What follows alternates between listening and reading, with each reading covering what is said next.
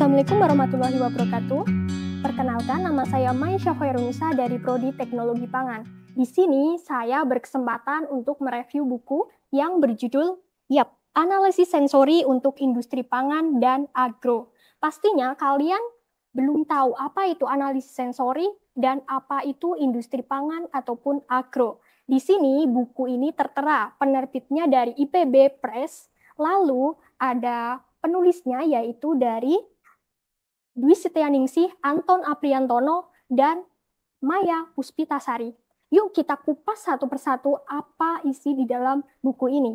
Yang pertama, itu ada analisis sensori, ada metodenya, ada ciri-cirinya, ada syarat-syarat mengikuti analisis sensori, ada aplikasi sensori itu apa, dan bagaimana sih cara kita mengikuti analisis sensori tersebut.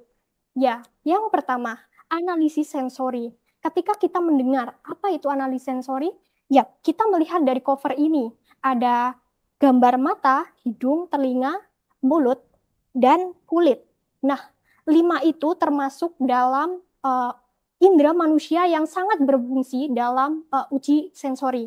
Yang pertama, mata. Ketika kita melihat suatu produk pangan yang akan kita lakukan di penelitian, terutama kita seorang mahasiswa akan melakukan penelitian di metode kuantitatif.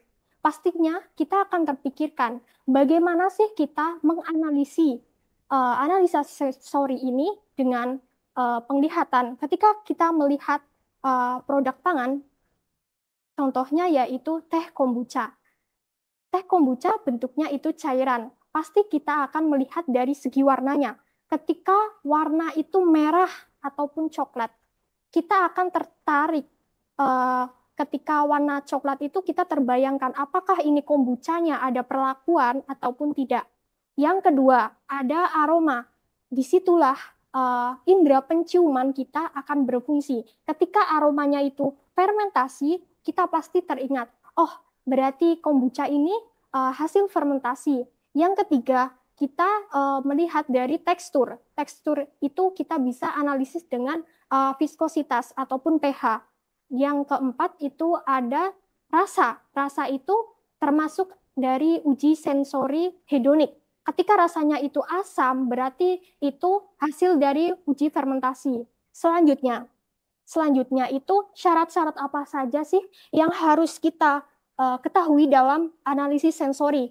Yang pertama, kita harus melakukan persiapan sampel. Ketika kita penelitian di metode kuantitatif, pastinya kita akan terpikirkan, oh uji analisis sensori, pastinya kita harus masuk ke laboratorium dan menyiapkan sebuah sampel. Contohnya itu ada teh kombucha. Kita harus menyiapkan perlakuan, ada teh kombucha perlakuan 3 hari, perlakuan 7 hari, ada teh kombucha perlakuan kontrol. Nah, di situ kita sudah menyiapkan persiapan sampel. Yang kedua, kita harus menganalisis, mencari juga panelis. Panelis ini bertujuan untuk apa? Bertujuan untuk mencicipi dari sampel-sampel yang akan dilakukan dalam analisis sensori. Ketiga, seorang panel leader pastinya akan menyiapkan worksheet atau seperti penulisan kode-kode untuk di mana panelis ini bisa mengisi. Entah itu dari segi rating, dari segi rasa, aroma, tekstur, dan kesukaan, apakah dari panelis ini benar-benar suka sama produknya. Dan tujuan analisis sensori ini di industri pangan pastinya untuk menganalisis apakah kualitas dari produksi ini membedakan dengan produk industri lain ataupun ada kesamaan. Nah, ini sangat bermanfaat juga untuk mahasiswa yang memilih metode kuantitatif dan analisis hasil uji sensori ini akan dianalisa dengan yang namanya software yaitu SPSS, di mana software SPSS ini sangat membantu kita, seorang mahasiswa, untuk menganalisa hasil dari uji sensori ini. Nah, selanjutnya itu metode analisis sensori. Apa saja? Yang pertama ada metode deskriptif, afektif, dan pembedaan. Kalau pembedaan ini kita ditujukan untuk membedakan dari produk dari industri satu ataupun ke industri lain. Kalau deskriptif, kita menerapkan yang namanya uji hedonik. Uji hedonik kita mendeskripsikan bagaimana sih rasa manisnya itu seperti apa, pahitnya itu seperti apa, asamnya itu seperti apa, kita tuliskan. Nah, selain itu kita juga bisa mengaplikasikan analisis sensori ini untuk program kewirausahaan juga. Dan di sini kita bisa ngembangin nih analisis sensori ini untuk bisa lebih menguasai dari metode analisis sensori ini. Nah, kita sebagai mahasiswa pun terpikirkan ke depannya kita skripsi akan mengambil metode kuantitatif. Nah, kuantitatif ini berbagai macam perhitungan, entah itu dari ANOVA, SPSS, dan desain expert itu pun banyak digunakan dalam menganalisis dari uji sensori. Berbagai parameter pun bisa dianalisis dengan uji sensori. Nah, selanjutnya mengenai indera-indera dalam analisis sensori. Ada penglihatan ketika kita menganalisis suatu produk. Seorang itu tertarik ketika kita melihat produk itu, apakah itu sudah terpampang banyak di industri lain atau belum, kita harus menganalisis untuk bisa mengetahui perbedaan produk-produk yang sudah tersedia di berbagai industri. Yang kedua itu kita bisa mengupgrade dari segi kualitasnya.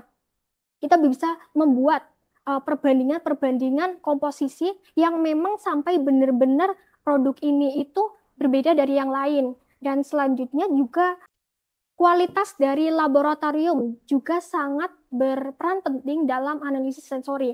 Ketika kita sudah berada di laboratorium, setelah menyiapkan sampel-sampel, entah itu sampel padat, cair, larutan, atau bentuk cookies, teh, kombucha, kopi, dan itu kita menyiapkan panelisnya. Setelah panelisnya sudah ditemukan, kita juga harus menyiapkan dari kondisi laboratorium. Dan di dalam laboratorium itu ada berupa sekat-sekat yang dimana kita dibatasi supaya tidak timbul bias antara si panelis satu dan panelis yang lain. Ketika kita sudah di dalam bilik tersebut, pasti akan tersedia worksheet atau sekedar kayak kertas. Kita disuruh mencicipi dari sisi kiri sampai sisi kanan dari sampel 1, 2, 3 dan itu ditentukan atau dituliskan beberapa kode dengan acak, tujuannya untuk menghindari yang namanya bias satu sama lain. Walaupun mungkin penyajiannya itu berbeda-beda, ada teknik ada teknik uji duo trio, ada triangle, itu yang dapat kita pilih nantinya untuk menganalisis uji sensori. Nah, setelah itu panel leader ini menyiapkan sampel satu persatu.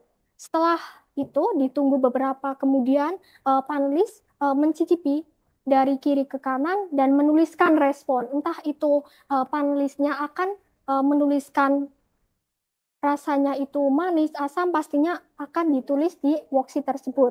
Setelah itu worksheet itu akan dikumpulkan oleh panel leader dan panel leadernya itu akan menganalisa dengan software yang namanya SPSS. Nah, setelah itu panelisnya itu akan diberi reward, biasanya itu berupa susu sebagai tanda terima kasih ataupun reward karena sudah mengikuti analisis tersebut. Tentunya buku ini sangat recommended buat mahasiswa-mahasiswa apalagi anak pangan.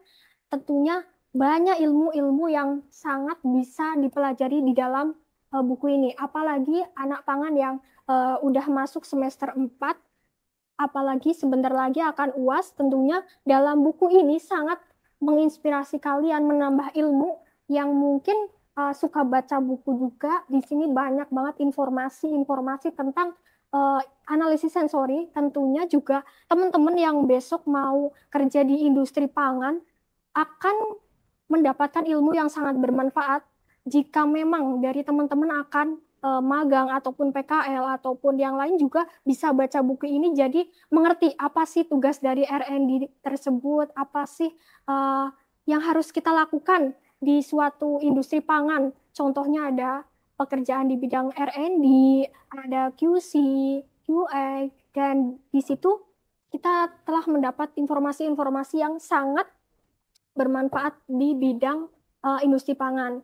Nah, selain itu, di buku ini juga terdapat gambar-gambar juga hasil analisis sensorinya eh, terkait SPSS juga sangat-sangat recommended buat mahasiswa pangan dan apalagi kita di Indonesia juga seharusnya mengembangkan produk pangan di bidang pertanian seperti judul buku ini agro ini adalah pertanian sangat berkaitan dengan industri pangan di mana agro yang menghasilkan bahan-bahan pangan sedangkan industri pangan yang bisa mengolah hasil pertanian tersebut dan tentunya uh, saya juga terinspirasi dari buku ini karena saya berkeinginan untuk kerja di bagian industri pangan. Dengan saya membaca buku ini, saya pun bisa terlintas, oh seperti ini. Ketika analisis sensori, kehidupan di laboratorium, ataupun ilmu-ilmunya sangat bermanfaat. Mungkin dari teman-teman bisa mampir ke perpustakaan Universitas Tidar, cari di bagian pojok kanan ada buku yang tertulis analisis sensori untuk industri pangan dan agro. Pasti kalian akan terpacu untuk membaca buku ini. Dan sebentar lagi akan ada UAS di bulan Juni. Kalian bisa mampir juga di perpustakaan Universitas Tidar, terutama anak pangan di semester 4 ini ada materi satu buku ini bisa keluar dan semoga hasil UAS kalian dan terutama kami anak pangan bisa memuaskan dan sampai jumpa di pertemuan selanjutnya. Sekian terima kasih. Wassalamualaikum warahmatullahi wabarakatuh.